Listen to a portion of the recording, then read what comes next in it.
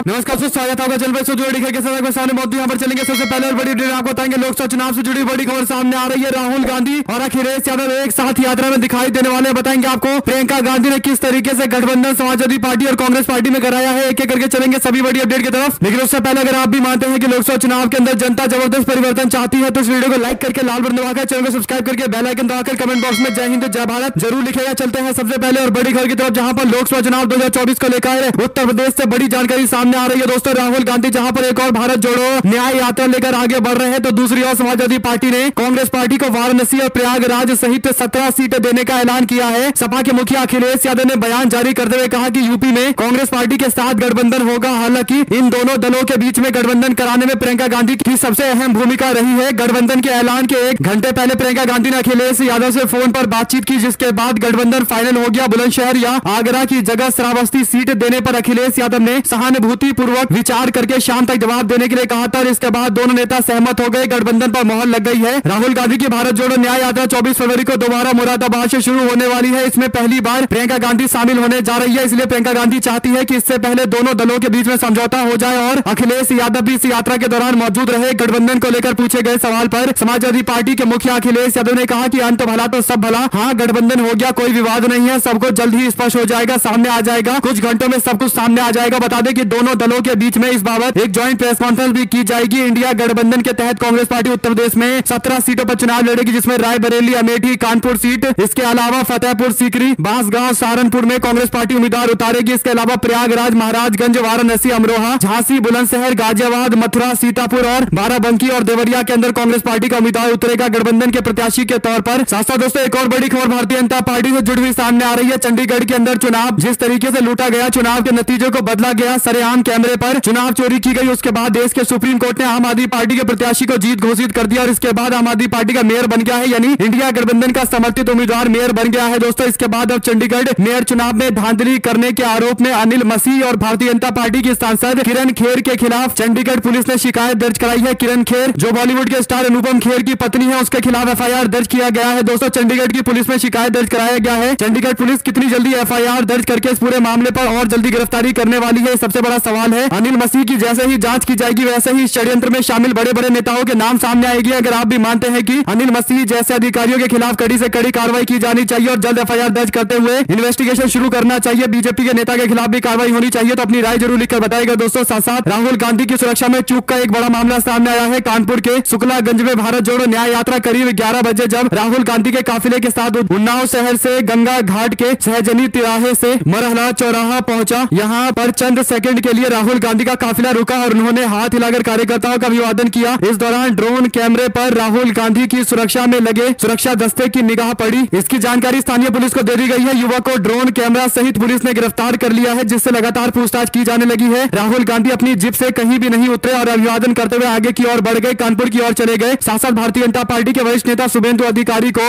संदेश खाली जाने से रोके जाने पर धमखाली में तैनात एक सिख आईपीएस अधिकारी को भारतीय जनता पार्टी कार्यकर्ता के एक समूह ने कथित तौर पर खालिस्तानी कहकर बुलाया था। हालांकि बीजेपी के नेताओं ने इस आरोप को खारिज कर दिया है, लेकिन अब सिख समुदाय की ओर से जोरदार प्रदर्शन किया गया है। दोस्तों, आपको बता दें कि सिख समुदाय से जुड़े करीब 200 लोगों ने बुधवार को शहर में बीजेपी कार्यालय के सामने जाकर प्रदर्शन किया है। दरअसल सिखों का आरोप है कि बीजेपी के वरिष्ठ नेता शुभेंदु अधिकारी को संदेश खाली का दौरा करने से रोकने के दौरान धमखाली में तैनात एक सिख आईपीएस अधिकारी को बीजेपी कार्यकर्ताओं के एक समूह ने कथित तौर पर खालिस्तानी कहा। हालांकि बीजेपी के नेताओं ने इन आरोपों को नकार दिया है। भारतीय जनता पार्टी सार्वजनिक रूप से माफी मांगे। अधीर रंजन चौधरी ने कहा कि बंगाल में बीजेपी नेताओं ने एक पुलिस अधिकारी को खालिस्तानी कहकर उसका अपमान किया है। मैं इसकी जितनी निंदा की जाए उतनी कम है और इसकी कड़ी से कड़ी निंदा करता हूं। वे बंगाल की संस्कृति से अवगत नहीं है। हम भी संदेश खाली जाना चाहते थे, लेकिन हमें भी रोक दिया गया। इसका मतलब ये नहीं कि हम किसी अधिकारी को उसके धर्म के आधार पर निशाना बनाने लगे। आईपीएस जसवीर सिंह इस तरह की भाषा से अपमानित महसूस कर रहे हैं। कांग्रेस पार्टी भी बंगाल पुलिस की आलोचना करती है, लेकिन हम ऐसी टिप्पणी नहीं करते। बीजेपी को इसके लिए सार्वजनिक रूप से माफी मांगनी चाहिए। केंद्रीय मंत्री कौशल किशोर ने कहा कि ममता बनर्जी बस संदेश खाली घटना से लोगों का ध्यान हटाने के लिए ऐसे मुद्दे की ओर ले जाना चाहती है, जैसे बीजेपी का कहना है कि जो पगड़ी पहनते हैं वो खालिस्तानी होते हैं। ये बयान सरासर गलत है। भारतीय जनता पार्टी ने कभी ऐसा नहीं किया। वे विशेष घटना के बारे में कुछ नहीं कह रहे हैं, बल्कि जो पत्रकार सच्चाई सामने लाने का काम कर रहे हैं उसका साथ देने की बजाय उसको जेल में डाला जा रहा है। इससे पता चलता है कि कैसे उनके नेतृत्व में लोकतंत्र के चौथे स्तंभ पर हमला हो रहा है। रिपोर्ट के अनुसार आईपीएस अधिकारी जसप्रीत सिंह को बीजेपी कार्यकर्ताओं ने ये कहते हुए सुना गया कि सिर्फ इसलिए कि मैंने पगड़ी पहनी है आप मुझे खालिस्तानी कह रहे हैं। क्या